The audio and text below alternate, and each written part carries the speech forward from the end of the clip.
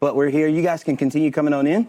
This is Let Them Lead. We've got a worksheet that's going around. Take one down, pass it around. I'm excited about our conversation today. This is year 2 for me at Roundup. Courtesy of Mitch Tidwell last year having me come out and spend some time. And then we were at Commons. And then after Commons, we moved over to Roundup here. I've got a few friends with me. I specifically told them not to come to this breakout because I don't want them to look at this and say that I'm not telling the truth because I don't delegate things well to them. And so they do not get the opportunity to tell me that I'm not practicing what I preach today. They're not in here.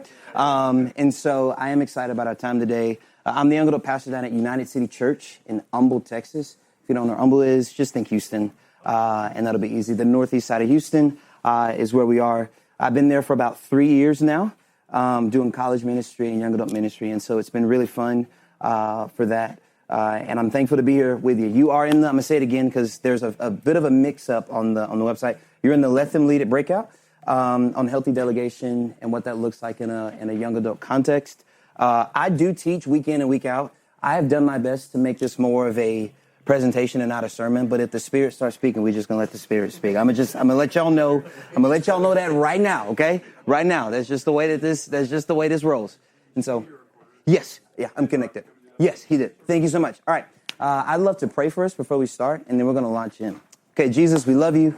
God, thank you so much for today. Thank you for the gift it is that we get to grow and learn and be developed together. Father, I pray that our efforts today and the effort of Roundup 25 would be healthy, and I pray that it would be honoring, and I pray that you would use some of our efforts to win many to you in the kingdom. We love you, Tina, we pray. Amen. Amen. So, about 4 years ago, early in my ministry years, I had one of my worst ministry moments ever. Nothing immoral, nothing unethical, but it changed the way that I used and received this one phrase. You're going to own this. My boss at the time had given me an assignment to transport a portable baptismal from the church's Sunday morning venue to the Wednesday college night venue, and then back to the church. In our planning meeting, because we did have a planning meeting, he told me, hey, you're going to own this. But we had 2 different meanings of what that meant. To him, it was, Josh, you're going to run point on the point of pickup, who's picking it up, and what truck it will be picked up in, the secure transport. You'll be responsible for making sure that it's picked up properly and then stored again properly. That means making sure you got everything that you need to securely restore the baptism water and everything in between. That's what he meant. I did not hear any of that, okay? Didn't hear any of that. And you could assume that the ball was dropped massively. And so on a cold, wet Friday in Mississippi, my boss and I were wrestling with a leaf-covered plastic baptismal water, and I just felt defeated. I feel like I'd failed my boss. I feel like I'd failed our team. I feel like I'd failed so much because I didn't feel like I was set up for success. And he was like, I feel like I told Josh everything he needed to know. How did you not get this? How did you not catch this? I said he was going to own it. Like, what part of that didn't he catch? Like, what part of that didn't he understand? And so there was this physical exhaustion because I was like, man, I had to get up on a Friday morning. I don't know about you guys, but we don't work on Fridays. And so it was early Friday morning. So I'm like up, I'm off day. It's cold. Like this, the baptismal covering was like hard plastic, but it was like 40 degrees outside. And so it's like you're wrestling with like just about like hard ice, just trying to move it in, this whole deal. And it was just tough. But more than that, my mental space was worse. And that day I made sure that I'd always hunt down clarity on these words. You're going to own this. To go, okay, when you say that, what does that mean? Right? Like, tell me, when you say you're going to own this, tell me what that means. And the reality is that many of you are in this room because you want to raise up leaders. But I also know that you also have jobs and that you can't do everything, but sometimes it feels like you got to do everything, right? And so it's like, how do I healthily pass this off? How do I let them lead? How do I empower leaders to do that? How do I do this? In this breakout, we're going to reframe delegation, okay? We're going to reframe it. That's my hope, to reframe delegation from something that feels like task dumping into a tool for transformation. We're going to pull some from some real life ministry lessons that I've actually found in Luke chapter 10. Everybody likes to talk about Moses' father-in-law being like, Moses, you can't do all this, right? Jethro principle is great, but I think that Jesus shows it a little bit better in Luke 10. And we'll discover how Jesus actually models intentional, empowering delegation that builds both ministry and people. And so what I'd love for you guys to do now is go ahead and look at that breakout and look at it and make sure that you've got everything that you need. Make sure that everything is written out on there. If there is something that you are like, Josh, can you go back and tell me what that one was or what that phrase was or that whole deal, I'm going to have it available to you. It's going to be on here and you'll see it. And so then we'll go from there. But the hope is that we could extend to you guys delegation that is empowering for leaders. And actually, I think I need one because I know what it is too. Do we need more? Do we need more of the workout sheets? Perfect. Can I grab one of them? Are the extras there? Thank you so much. No problem. All right. Healthy delegation isn't just about task delegation.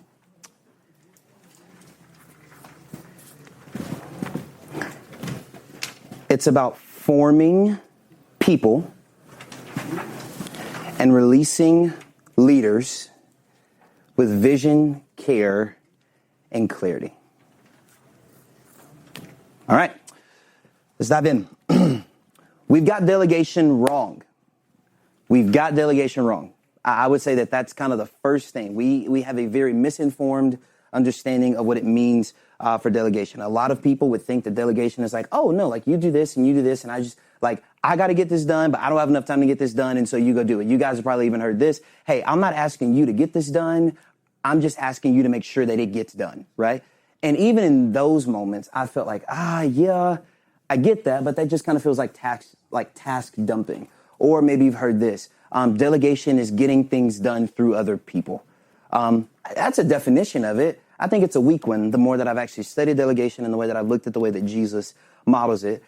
Because the reality of what delegation actually becomes when we think of it that way is unintentional abdication. It's going to be the second one. The first one is task dumping. And then the last one is a lack of care. Like, you ever just felt like you were given something by your leader and they just told you to go figure it out? And they thought like, oh yeah, like this is going to be throwing you in the deep end. You got to figure it out and you're going to come back. You're going to be super excited. You're going to tell me how much you learned, how much you grew, and how it was a moment. And you're like, no, I'm frustrated and I never want to work with you again.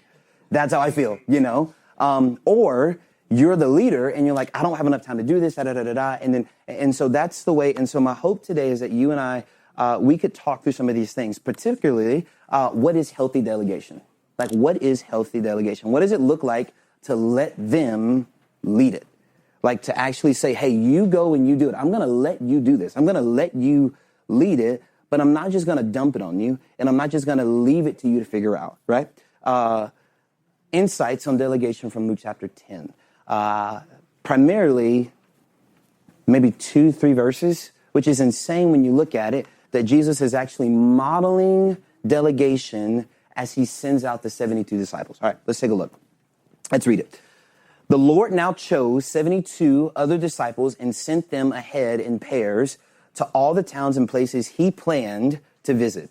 These were his instructions to them. 2 verses packed with a model of healthy delegation. Let's dive in. Healthy delegation has intentionality, right? And so that first one's going to be this. He chose them. He chose them, right? Now the Lord now chose 72 people. He didn't just look around and say, oh, I think I want you. No. He chose. He was selective in who he chose for the task. Delegation should be an intentional act geared toward a specific person's task and responsibility, but it also should be geared toward a specific person, right? Make sure that the person you're asking to do something actually would want to do it, has actually showed themselves capable of doing it to some degree, and actually has a desire to learn and to grow, so that when you pass something off to them, they're actually wanting it and they're expecting it, right? The second thing is this. Delegation has direction. Healthy delegation has direction. He sent them. Direction matters. And we'll get to this a little bit more when we talk about the instruction piece, but it says that he sent them ahead to the towns that he planned to visit, right? He was going to catch up to them. He says, hey, I'm not abandoning you. I'm not leaving you. I'm just sending you ahead of me, and I'm giving you some responsibility and some authority in the process. So when I send you and you go, I'm coming behind you, right? Delegation has direction. Well, the Lord, like, where am I going? I'm sending you to the towns that I've actually planned out for you to be at, right? And so healthy delegation actually has a plan. It isn't just task dumping. It isn't just, hey, you go figure this out, and I don't know. It would have been a very different story. The Lord was like, okay, I'm going to send you, maybe Sidon? Maybe?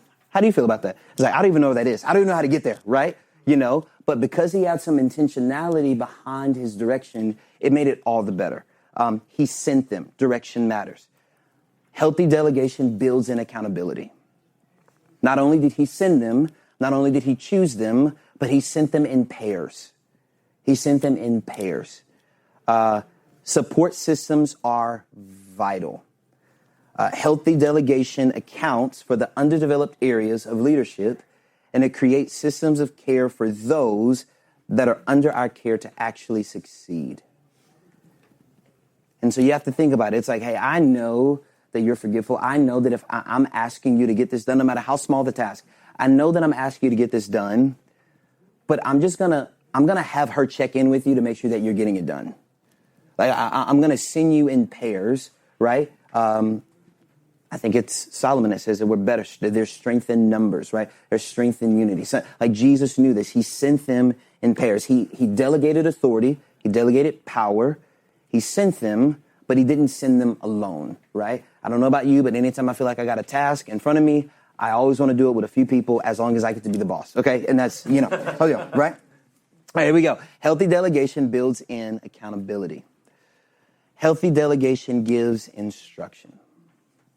Healthy delegation gives instruction. So he gave instruction. Empowerment requires clarity. When you give instructions, you move from task management to empowerment. Okay? Empowering your leaders requires instruction. Like, I don't really use the word delegate much, but because it's a pretty common word and it's easy for our conversation today, we're using it. I think I've said it more in the last week than I've said it in the last 3 years. But the whole idea behind it is that I'm empowering you to do this. But I can't empower you if I'm not giving you information. I can't empower you if I'm giving you instruction. That's a miss on my part, and that's not healthy or conducive to your leadership development. It's just not, right? They have to know what you both expect and what you don't expect. Even when Jesus is sending out the 72 for this mission, he tells them, some people are going to receive you really, really well. Some people are not. Some people are going to want to pay you for the services that you're doing, and you're not going to take that money. As a matter of fact, you're going to take one change of clothes with you. I don't see how they did it. You're going to take one change of clothes with you, right? And you're going to walk into a town, and if they receive you, you sit with them and you stay with them as long as they allow you to be. But the houses that do not allow you in, you shake the dust off and you keep it moving, right? He was telling them, hey, when I send you out to do this task, here's what I'm expecting of you. Here's what I'm also not expecting of you. Delegation minus instruction equals neglect. Delegation minus instruction equals neglect. And so I have both been the one that did not give instruction, and I've also been the one that has felt like I've been neglected in the task by my leader. Like I've been both of them at the same time. Luke says that Jesus gives instructions to those that he's sending out. And he gives uber clear direction, and he gives uber instruction to them. But I also want you to see, he doesn't tell them which house to start at. He doesn't tell them when you get to town, I want you to go check out this go to the marketplace first and then go to the synagogue or go to this person. No, he says, hey, I'm sending you. I trust you. You understand the heart behind it. Go. I chose you. I've given you instruction. I've sent you with some accountability. I trust you. Now go. and they go, right? And so even though Jesus is extending them this authority, and even though he's extending this instruction, there's still a ton of freedom in it. And that's hard for people like me because I like things to be done my way. And we'll get to that. I like things to be done my way. And sometimes as a leader of a ministry, or sometimes as a lay leader that has a lot of responsibility in ministry, that's actually not a bad thing to want things done your way, because if there's anybody that should care about it more than anybody else, it is you.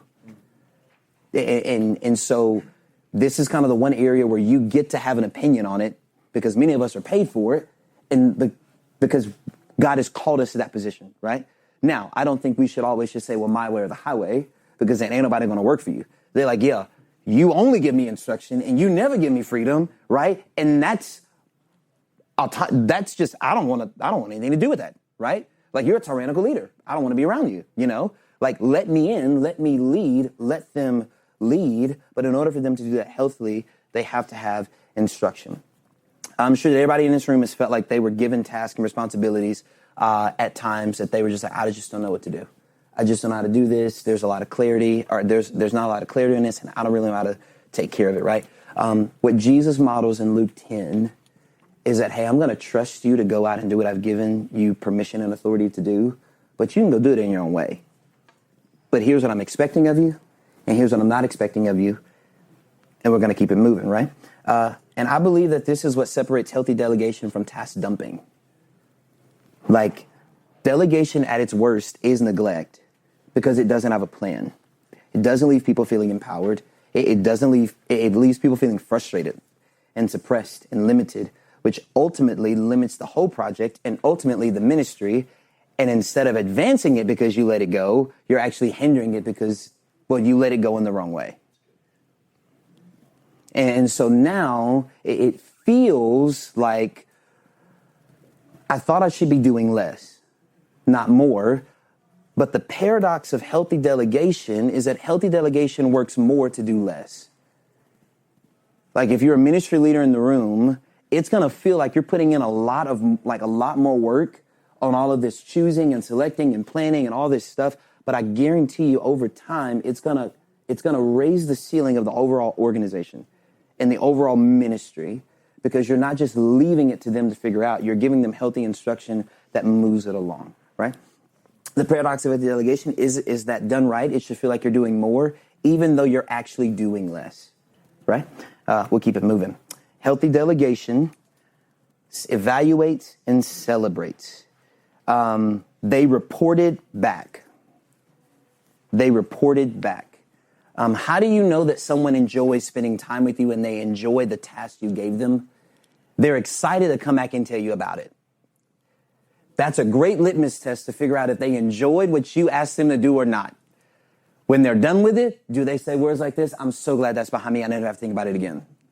If they said that, that's a leadership fail, because it means that something in the process happened that made them feel like this is now more of a burden than it is a contribution to be a part of. But the scriptures say that after the 72 got back, they came back with glad report. They reported back gladly. They were like, bro, let me tell you about that woman in Sidon, right? Like, we showed up and it was a demon and we started praying like you told us to, and all this stuff happened. And you could just see it, right? And Jesus goes, yes. That's the first thing he says in the ESV. He's like, yes, that. Because he knows that they got it. He's like, yes, you understood what I was getting you to do. Like, you understand how you contribute to the overall process, right? They joyfully reported. You know someone enjoyed a task you gave them when they joyfully come back and report their work to you. But I also love the fact that there was kind of like a post-op meeting. Like, there was a SWOT analysis at the end of it too. She was like, hey, it's great. All right, tell me where you messed up. Come on, tell me. Come on. What did you do? You took some money, didn't you? I know you did. You didn't leave with that tunic. You bought that somewhere along the way, There was a pre-op meeting to say, hey, here's the instruction that's going to happen before you go. And pre-op meetings show that you care about the project. The post-op meeting communicates that you care about the person. It's like, hey, let's talk about how you did this. Let's talk about how it worked. Tell me your strong suits. What did you enjoy? What did you hate about this? What could I have done better? And we'll get to that on the delegation worksheet, right? But healthy delegation leaves space for honest feedback and coaching for improvement. Like, that's what it is. He goes, that's great. That's amazing. and let's talk about it, and we're going to celebrate it. But at the same time, hey, let's go back to verses 3 to 12. Did you do any of those things or not do any of those things? Did you see that? Did you feel that? Like, did you come up against something that you were like, oh, Jesus didn't show me he did not tell me how to navigate this, you know? And there's area and there's margin to talk about it. It's also an awesome way to hear what they learn from the experience and to champion the positive areas and to correct the weaker areas of their leadership. It's a great, hey, I know that you got it done, but you got it done in the last 24 hours. And I kind of wish it would have been done in the first 24 hours. And so next time, it was great. You did get it done. Let's get it done a little sooner the next time, right? I'm thankful you did it, and I know there's a lot of things going on, but it's not afraid to have those conversations. And then the last thing is this healthy delegation affirms. He affirmed them. He affirmed them. Because when they were talking about the demons and they're like, oh my God, we started praying all this kind of stuff and the demons got cast out and all this kind of, he was like, yes. And I tell you, I saw Satan fall like lightning. He's like, but you don't need to rejoice that the demons tremble at the name of Jesus. No, what you actually need to rejoice about is that your name is registered in heaven. What is he saying? You get it. You understand what we're doing here. You understand the process, right? I'm inviting you into the work. I'm not just dumping it on you, right? Healthy delegation affirms a job well done. And that's exactly what Jesus does. Let's talk a little bit. Delegation can be transactional and transformational. So this is actually what I want to get to. So I kind of ran through those because this is what I actually want to get to, because here's the deal. I'm aware that many of you in the room just need some help going, bro, I just need to figure out how to offload some responsibilities, because a lot of us have a job title, then a slash, and another job title. And the other job title you don't get paid for. You only get paid for the first slash, not the second slash. You see what I'm saying? And so it's like, I just need to figure out a way to make sure that the other things that I've been tasked with are happening without me being a part of it, right? And I'm aware that that's the case. And if that's where you are, we've basically finished that part of our talk. So we're good. You're good. I think the things I've given you are good. But my sense is that many of you weren't called to do event coordination. You were called to ministry. You weren't called to just coordinate events and plans and stuff. No, you were called to develop people. And that's what you want to do. And if we actually want to prescribe to the reality of Ephesians 4, and these are the gifts he gave the church, us in the room, right? And what was our goal? To equip the saints for the work of the ministry. If that's what we've actually been called to do, and that's our genuine desire, then we should make sure that the task and the things that we're inviting our people into when we delegate it to them is as intentional, shaping, and transformative as what's appropriate for the project. I don't think you need to cast a whole bunch of vision about people getting saved by just asking somebody to go cut papers. You could, because it works, because the details matter, right? But as what's appropriate. But our aim should always be, how do I make delegation more transformational than transactional? What can I do to develop this leader? What can I do? What strategic thing can I do to actually level them up in their leadership as I'm extending a task to them to do? Good delegation isn't just offloading a task. It's an opportunity to download spiritual and leadership DNA into the hearts of your people. Good biblical, good discipleship delegation, right? Oh, sweet, we got light. In chapter 10, verse 3, Jesus gives vision to those he's sending out. What he says is, the harvest is great, but the workers are few. So pray to the Lord who is in charge of the harvest and ask him to send more workers into his field. Immediately, Jesus starts out with vision. Immediately, he jumps into the reality of the situation. He says, hey, there's a whole lot of work out there to be done. Ain't a lot of people doing it. That's why I'm calling you. There's a problem. I want you to be part of the solution. Here's how we do it. And how they contribute to the task at hand. He shows them how they contribute to the work being done. Jesus creates buy-in before the task even begins. Right? He goes, hey, you look at this and you tell me what you think. All right, what would you do about it? You know what? That's great, because I actually have a task that I want to put in front of you that actually helps you to step into this reality. Healthy delegation thinks not just about the project, but about the person or the people involved. It asks the question, is there anything that I can provide for their development as a young leader in this task? This won't always be applicable, right? Cutting papers, making phone calls, all that kind of stuff won't always be applicable. Needed, grunt work, we all do it, right? But when it can be, I think we should absolutely capitalize on it. At best, task dumping gets you results. At best, it gets you results, right? And so, yeah, you got it done. Let's go. But it rarely transforms the person or moves them to a place to do more or want to take on more responsibility. Jesus takes it a step further. He's not just about results. He's about transformation. What Jesus models here is that healthy delegation looks more like an extension of authority than an autonomous project. It's an extension of authority. It's not just an autonomous project, right? It's not like, you're going to do that over there and you figure that out and I'm going to be over here doing this. No, it's an extension of what we're doing as a collective organization. In addition, Jesus delegated to people who desire to advance the kingdom.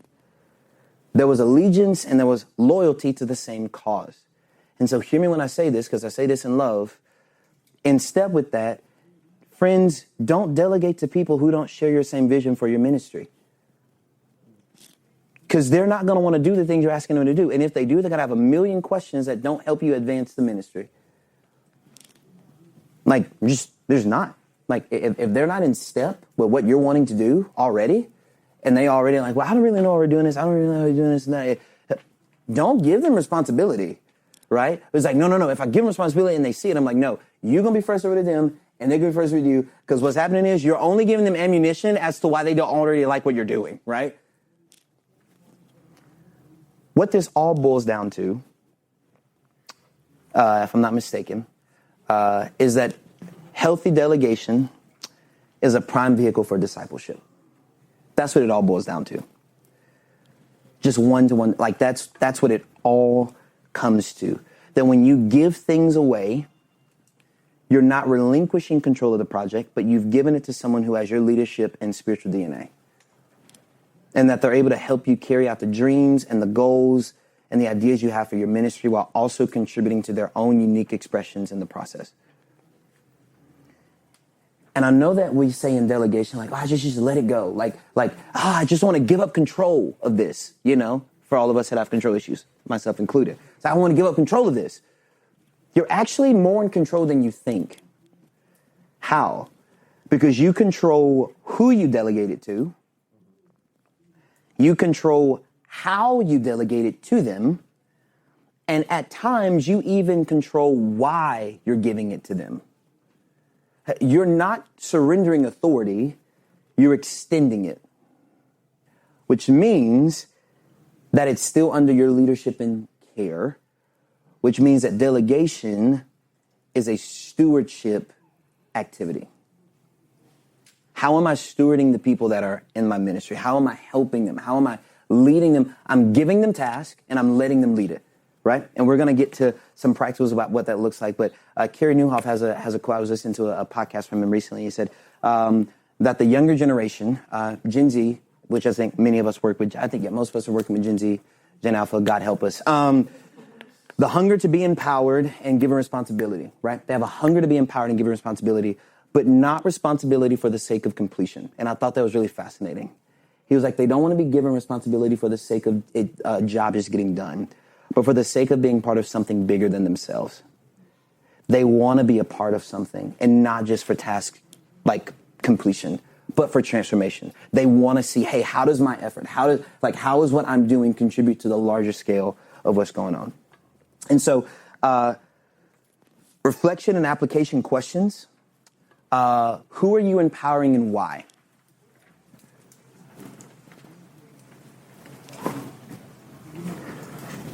The second question, what does success look like for the task and for the person? Who's their point of contact for clarity and resourcing? So, hey, I'm giving you some stuff to do, but if you have a question or something doesn't make a whole lot of sense to you, here's who you can call. And then if you need something, here's where you go. Right? What are the key details this person needs to succeed? I promise you, you walk in with, I have seen it happen. Y'all, this is the product of a lot of unhealthy delegation on my part. This section right here is what I've had to learn from my leaders. This is the part that they would be amen into if they were in this room and they're like, yep, right? Because every time I put a task or a project in front of them now, this is what we talk about. They know that. And I tell them like, hey, I'm asking you to do this and here's why. Because you and I had this conversation a few months ago or you and I had this conversation a few weeks ago, and I think that's great. I don't have margin to do it, but you do. And so here's what I'm going to give to you. You're going to do it. And here's why I think it would be good for you, because you already got investment in it, you already got buy-in in it, and I can't do it. But I think that you've already got the heart for it. You've got a dream for it. And so let me just give you what you need to go and run it. Let me let you lead this. Let them lead it, right? What does success look like? Here's what I want it to look like, bro. Like, again, you got more heart, but as the pastor of this ministry, here's what I want it to look like. If we could do this, that would be great. Ideally, this is what I want. But for you, what I want you to see is just how important it is to the overall ministry that we have. Do you see the task and then the person? If you have any questions, you can text me, but AJ's probably going to know more about this than I am. So text AJ. And if you need resource in a lane or something like that, text Jordan. Because I don't know what's in our closet. She does. Okay? Here's what you need to know. This needs to be done by next week. Preferably earlier so that if there's anything that we're missing, we can catch it before go time. But it needs to be done by next week. I've given you my 10%. You get the next 80%. And then at the last, I get to come back and we get to talk about the last 10%. And that's it. And then I go, any questions for me? He usually goes, no, I got it. I'm like, cool, great. And then I send them off, right? And usually I'll check in like, hey, what's going on? He's like, yeah, he's got it. But at that point, everything's good, right? Transformational delegation, not just about results. It's about people and alignment with the vision.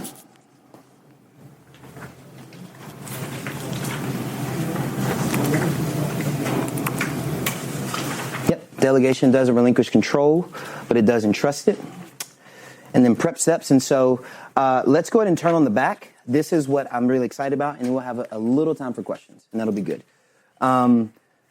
Here's what I would love for you guys to go through, just as I was thinking through, like, what can I give some leaders just as they're understanding, like, okay, let's just pretend that I've never delegated anything before and I'm brand new at it. What would I tell them? This is it. And I'm sure that many of us have already done this already. The candidate.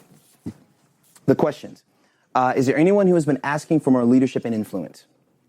Right? And so this is where, like, you guys can start thinking about people in your ministries who's been asking for more leadership or influence.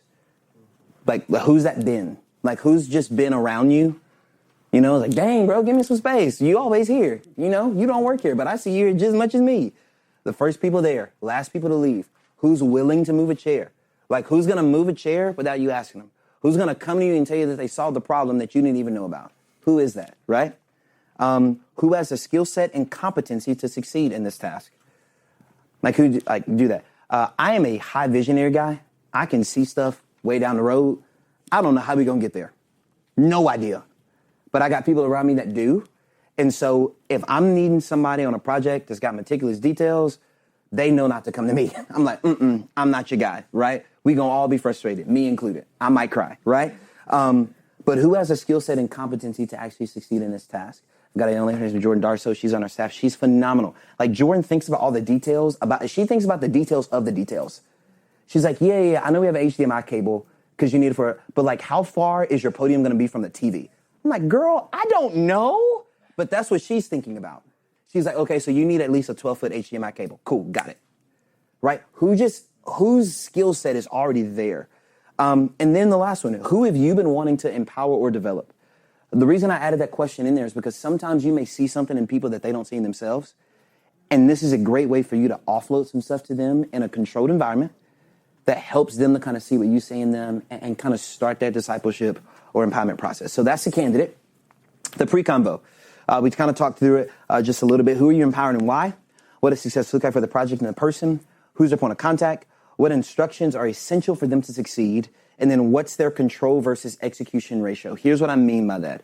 I don't know. I heard it from a leader a long time ago. I think Andy Stanley once said it, that if somebody can do something and at least as 60% good as you can do it, then it's no longer your responsibility. You go, like, they go do it now. If they can do it, like you can do it 60%, go let them do it. The thing that I work through them, or the thing that I use the most, is the 10-80-10 rule, which is, hey, I get to speak into the first 10% of this. I get to give you details, information, empowerment, vision, why, all that stuff. 80%, which is, it's all you. What it looks like, what it feels like, the color palette, all that kind of stuff is good. If you would prefer creams and neutrals, a black skin man will be upset because that looks really, really good for my skin. However, you do you, you do you, king, right? And then the last 10, which is, hey, before we say go, let's talk about what you need. Let's talk about how we can process. Is there anything that you need more clarity on? I like this. I don't like this. It's not a massive deal, but can we tweak this a little bit? Can we change it a little bit? Bro, overall, girl, overall, you crushed it. That's amazing. Rip it, run it. Let's go. And then we'll talk about it after the event's over, right? And so you just kind of set up the post combo, right? Which is the last one. And I think this one is the one that we have to humble ourselves a little bit to know, like, okay, they gonna tell us some stuff. So right candidate, right details. And then post steps, have the right meeting, right? The question first, did the result match the expectation? So I was expecting this. Is that what I saw, or did I see something completely different? Right? If not, I think you can have that conversation and say, hey, here's what I was expecting, or here's what we were hoping for. Here's what was had. Did I do a good job of explaining that to you? Right? Like leadership always comes back to us. Question 2, what could have been clearer or better communicated? That question is probably one of my favorite questions now because I'm not very good at communicating. So I asked my team, like, hey, is there anything that I could have given you more clarity on or better communication on? And your leader's going to have grace because what they used to him is like, yeah, like I really wanted you to, like I really would have wanted to know this, but here's the discipleship piece comes in. They goes, but I know how you think. Do you see it? It's like, but I know how you think. And I did this because I thought that's what you would do. So I just did it how I thought you would do it. And usually I'm like, yeah, that was great. That was amazing. I thought that was intentional. And they're like, no, I was just kind of guessing, but I was going off of what I've seen my leader do and what I've heard my leader say. What could have been better or clear communicated? What did you learn about yourself in this process? What did you learn about yourself? What did you learn about the process? What did you learn about the project? What did you learn about, like, what leadership nuggets did you pick up on? And then I do ask this question with the trusted leaders. Next time, would you prefer more, the same, or less direction? Like, was I too micromanaging this time? Like, was I too up in your business this time? Was I too absent? Or was I right on the money? Like, just let me know. And as we process that the next time, as I have another project or is there something I need you to know, just, tell me what I can do better, right? Have the right meetings. And then lastly, affirm, evaluate, celebrate, and invite them back into the next thing. It's not going to be an every time thing. This isn't going to fix everything today, but I do think if we get some of this stuff right now, I think it's going to be leaps and bounds better. Let's talk. What questions do you guys have?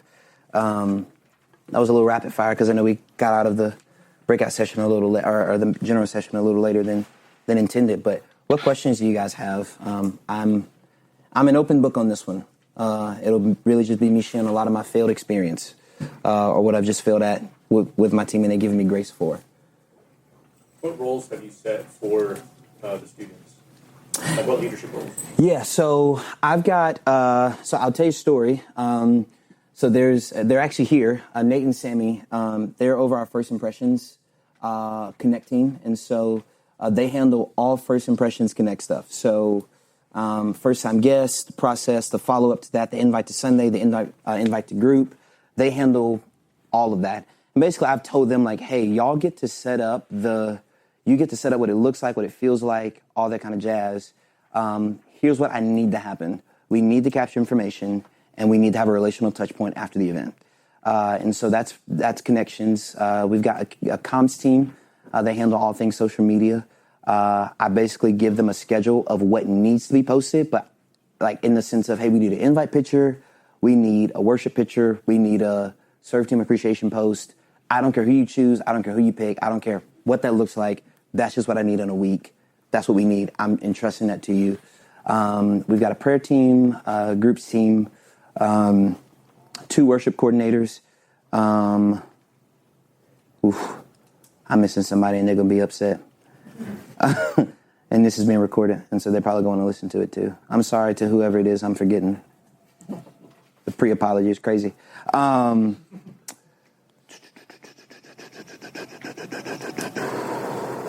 Who is it? Events coordinator. And so basically they handle all things set up events coordinator.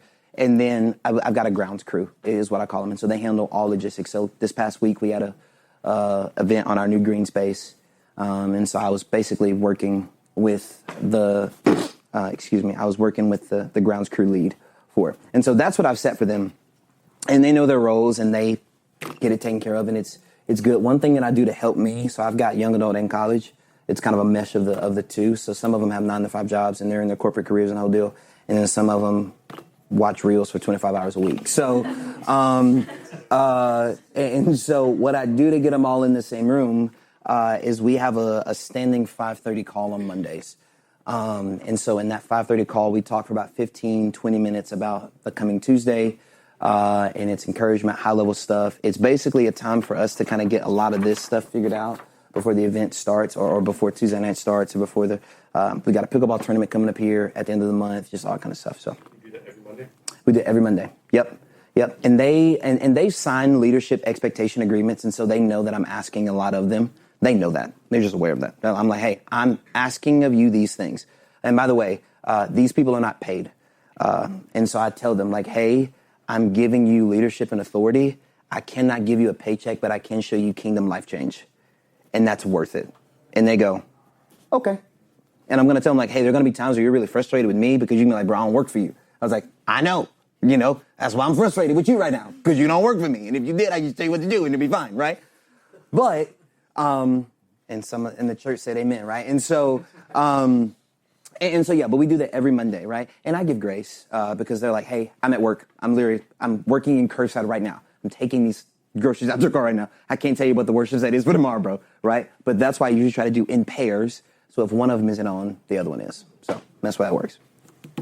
How many people are usually on those teams, or does it vary, or are there like leads of those teams? Yeah. So everyone I just described to him, that's my lead team. And so that's that's 13 people, and those 13 oversee their own teams. Yeah. So at this point, I don't really know who. It sounds bad. Like, I know names. I'm not like, I don't know who you are, but I know names. But usually what happens is I have a conversation with AJ. He's here. I have a conversation with AJ. I'm like, hey, is there anything I need to be briefed on? Like, tell me. And he's like, yeah, like Ryan got a few new guys on his team.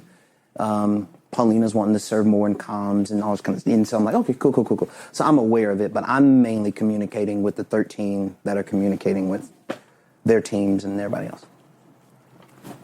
When someone's added someone to their team, do you want them to run that by you, or you just kind of trust them? Yeah, so our church is actually in the process of restructuring our serve team expectations overall.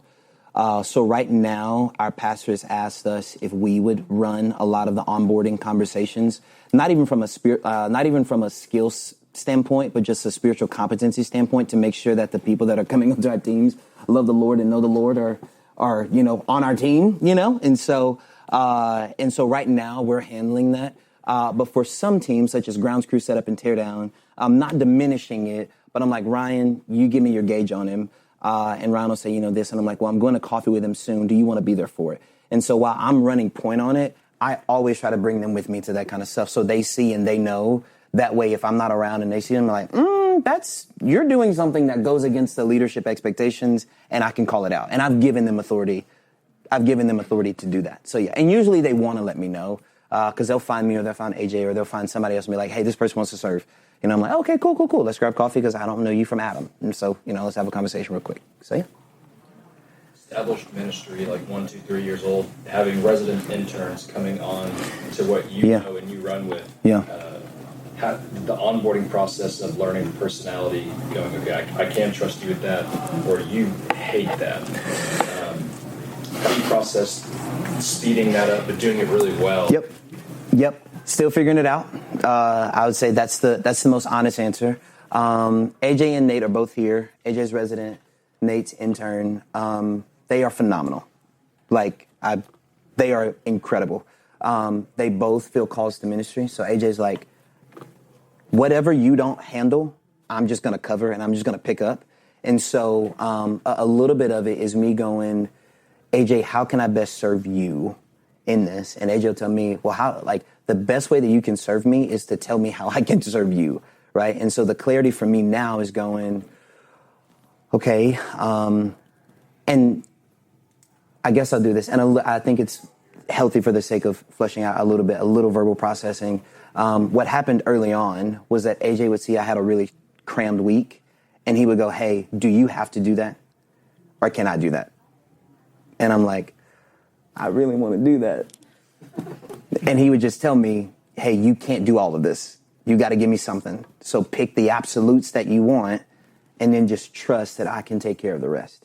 Now, the reason that I trust him to that level is because the guy basically helped me get the ministry off the ground. The reason I trust him to that extent to go, man, I really want to do that. But you go do it. You can do it. And it's hard. It's hard because I would imagine everybody in this room is like, they love what they do. It's like, if we could do everything, we would, but that's just not the way it works. And then for Nathan, the intern, I've discipled Nate in close proximity for 3 years. And so a little bit, he's got some of my spiritual DNA and leadership DNA in him kind of already. But as he comes onto the team, speeding up his delegation is going to be just how much he can manage when we're just in a work environment versus a serve team lay leader environment where he's there kind of week in and week out. And he's just kind of seeing things from the opposite perspective of what he may see now. But he's been with me. I usually tell him, like, hey, you're getting after hours Josh, because now I'm at coffee and I've already written a message and had the budget meeting and I've had this meeting, and that's kind of behind me. But now he's going to be seeing some of that too. And so he'll kind of be understanding. So with him, I don't really know yet. I'm curious to figure out. But with AJ, I would say high proximity and just being close to him. And then a mentor told me this. It's a bit laborious, but I think it's helpful. Write down everything you do in a week, and then go through and highlight everything that you absolutely have to do. And then anything that you don't absolutely have to do, you need to figure out how to give away. That was he was like, yeah, you need to write down everything that you do in a week, and then go and highlight the things that you absolutely have to do in one highlighter color, what you'd want to do, and then anything that isn't the absolute essential, you need to figure out how to give away. So, bit of a roundabout question, but come back to Roundup 2026, and I'll have the answer for you. Or we'll probably grab coffee. We'll talk about coffee. Come on. Yeah. I don't know when this breakout's supposed to end, so I don't know if we're over time. I don't know. 15 minutes. They pushed it back. Perfect. Oh, fantastic. We have time. Okay. Whew. Okay. I can't tell you guys how. Oh my God. Oh God. Did you see the relief just fall off my shoulders? Praise. Okay. Yes. Okay. Please. More conversation. Truly, this has been probably one of my greatest, as a young leader myself, this has probably been one of the things that has helped me the most. Like, when I got there, I was the comms guy. I was the worship guy. I sing, I lead worship. So I was leading worship. I was also trying to meet everybody at the first impressions table. I was also trying to create the set flow. And then I had to teach or do a little small group cooking thing. And I was like, oh, we need pictures. And so I'm like, holy, holy, sing, It's like, this has to go on camera. They have to think that you love the Lord, okay? Sing. And so I was doing all of it. And I enjoy doing all of it, but it's going to burn you out. It's just not sustainable, right? So please, questions. I do have one story about where I got this topic from, that'll kind of be the closing thing. But yeah. How do you're with the different lead teams and things like that? Like, how do the expectations vary between the team leads and then everyone underneath? Yeah. So anybody that we ask, and this is going to a bit of what we do overall as a church, but I think it's healthy to talk about, or wise to talk about. So we've kind of got tiers at the church. So we've got L1 through L6 leaders, essentially. It's Empowering Leadership. It's a book that was written a while ago by a guy that was in a fairly transient town because of I think it was they were close to an army base or something like that. And so we adopted that and we made our own thing called Lead Track, which is essentially a stewardship of people's giftings and what we can give away to who at what level. And so L1 leaders lead themselves. L2s are people that lead like a team. L3s are people who lead leaders who lead. And then L4, then it just kind of goes up. And so everybody, even Pastor Chris, is in kind of this leadership pipeline that we have from L1 to L6. So I think I'm at L4, which is leader of a ministry. And then a lead or L5 would be my boss, which is Jeremy, who's over all of adult things. And then there's L6, which is Pastor Chris, who's leader of a church, right? And so what we do is we spend a great deal of time with the lead team because those are the people that are responsible for other people. And then we basically, at the baseline L1, we just try to get them as much discipleship as possible with people in our church. But when it comes to expectations, I tell them, you are required to be here by contract, and as are the other people, but you're also responsible for helping me prep the environments we're about to step into. So, case in point, I've got Nathan is over First Impressions. Diodato is on his team. I'm not expecting Diodato to go into Planning Center and schedule out who's going to be there. I'm not expecting him to go in. I'm not expecting Diodato to look up and look around and go, no one's coming to the First Impressions Connect table tonight. What's up with that? We need to figure out how to make that a thing. I'm not expecting that from Diodato. I'm expecting that from Nathan. Is that a good distinguisher? And so you're basically just inviting them not into just the vibes of the night, but like, hey, you're invited into the prep and the planning and all the logistics that kind of go behind making sure that a Tuesday night or an event or whatever works. See? How do you kind of get interest generated in that type of service, or are y'all kind of just grabbing onto those that already have it? So from that book, Empowering Leadership, there's a phrase called shoulder tapping. And so it's both and so how many people were like, man, if my senior pastor just on a Sunday morning would just really let them know about the need that I need in my ministry, then the floodgates people would just flock to my ministry, right? Not so, right? Them people ready to go to Chewy's, okay? At the end of the service. They're ready to get out of there. So what we've adopted is shoulder tapping, which is essentially, hey, I see that you're greeting people, and I didn't ask you to do that. And you don't have a lanyard around your neck, but you just really, like, bro, who are you? Because everybody wants to be around you. Do you go here? Are you a member of UC? Are you not? Do you have a home church? Man, I love to figure out how we could get you involved in this because you make it really easy for people to encounter Jesus. Like people I can see their shoulders. There's a live conversation with Diodato, actually. That's what I was just talking about. It's Diodato. Like that dude is wicked, like relational. Like people just kind of flock to him. He's got like the long like bro flow too. And he's just like, yeah. You know, it's just, it's like, God, like aura 10,000. You know, it's like, I just want to be around you, bro. You know? And so with him, it was an easy shoulder tap. We were like, yeah, bro.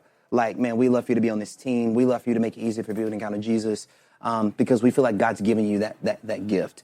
And there are other times where people see the Diodatos and they're like, hey, how do I be a part of that team? You know, and so it's a both and so it's interest generated, but it's also like, no, we're going to, like, it's initiated by us too. Like it's serve team, serve leader initiated. That's another responsibility. They're responsible for recruitment and development. They have measurables at the end of every semester. Where I give them like, hey, you need to have recruited X amount of people for your team as is appropriate. And then once a semester, we have a lead team once a quarter, we have a lead team quarterly where I basically sit them down as if I'm their boss. And they have there's a 5-page evaluation that they go through that we talk through like, hey, here's what you crushed this last semester. Here's what could have been better. Here's what's coming up. Here's some measurables. Let's look at measurables. And then at the end of the year, we go back and we talk about them. And they enjoy this. And so, yeah, that's what I would say. It's a both and, you know. Y'all like have a system in place for developing them to that level of step one of the Yeah. And so that's the lead track. And so L1s are just responsible for leading themselves. L2s are responsible for leading a team. And within each tier, in order to move up in that tier, it's almost like you have to check off the actual roles and responsibilities for what it means to be an L2 leader. So at an L2, it means this. And so the way that we do it is like they may have 4 of the 9 qualities, right, that are pretty strongly developed, but there's 5 that we need to develop. Well, we know what their discipleship process needs to look like because it's these, like, we need to strengthen these 5 that they don't really have as strong, while also still helping them with the other 4, or affirming the other 4. So yeah, no problem. Okay, so last question, then I'll let you get some water and a break. I'll tell this story because it's probably one of my favorite ministry stories ever, and this is actually where this talk came from. So we are in a suburban ministry context. Humble probably looks the most unlike Houston out of all of Houston. Like, our church is next to, I kid you not, a cow farm. Church is dope, and it's so Texas, when you're just like, oh, this is great. It's hot and there's cows, right? And so it's like, it just, it works. But we have had to work and labor hard to develop an established ministry and for people to want to come and be a part of what we're doing and to not just be a part of what we're doing as an attender, but as a contributor, and then now even as an intern and a resident. But the one thing I knew early on is that, hey, people got to feel like they have a place here. Like Houston has a ton. I mean, I've got a few friends in it from Houston. Houston has a ton of young adult spaces that are amazing and phenomenal and awesome, right? People don't need another place to go worship. They need a place to belong. They need a place where people see them and know them. And we knew that early on. I knew that early on. I was like, people just got to know that they can walk in here and we know their name, and we just don't know their name. We know their story. They have to know that. And we have to celebrate that. Like, we have to celebrate the fact that we want them here. We have to celebrate the fact that we know them. And so Nate and Sammy took over First Impressions in November. And Nathan came to me and said, hey, I have an idea for our first-time guest connect table that I think would be dope. And I was like, oh, tell me about it. He was like, well, I think we can get like this floating table. I was like, oh, cool. He was like, and we can do like some Christmas lights around the legs and like make it, a little, vibey. I was like, yeah, I'm feeling it. He's like, yeah. And then we want to take pictures of every first-time guest and put them on a cork board. I was like, no. So we're not doing that. He was like, why? I was like, bro, that's weird. I was like, the only thing that I have prayed this entire time is that people wouldn't think that we're weird. That when they walk in, it's like, oh my God, can I take a picture of you? I was like, Nate, I don't think it's going to work. He was like, Josh, and he looked at me and he said, can you trust me with this? And I said, yeah, it's like I had to put it in. I said, yeah, I will. And so they went with ministry budget money and they bought 2 Polaroid cameras and they bought the little Polaroid things and they started doing it. Y'all, people love it. It is mind-boggling to me. Like, we've got like 7 cork boards now, just like all these Polaroids of first-time guests. It's insane. They're like, oh, you got to get your picture taken. Like, they come to the table after service. They're like, hey, I need to get my picture taken because I'm a first-time guest here and I want to go up on the wall. And in my mind, I was like, I am so glad that I told AJ, which is where the title came from. I said, I am so glad that I let them lead that, because if I would have led that, it would have been bad. And AJ looked at me and was like, yeah, and that's unhealthy delegation. And I was like, all right, cool. I know what I'm talking about at Roundup, right? And so, yeah, let them lead it. They have great ideas, and they're just looking for somebody to believe in them and to champion them. And when I asked Nate why he wanted to do it, he literally said, because we should celebrate people taking first steps toward us. And he was like, and that's an amazing way to do it. And so y'all steal it. I hope to see 1,000 cork boards around the state of Texas, right? Okay, here, let me pray for y'all. And then we go, Jesus, we love you. Be exalted. God, I pray that this would be just a continued amazing time of just leadership development. Father, I pray that you would give us the ability to release and to train and to delegate. And that because of that, the kingdom would look different because of our efforts and the efforts of people that we steward. We love you, and it's your name we pray. Amen. Thank you guys so much for being here.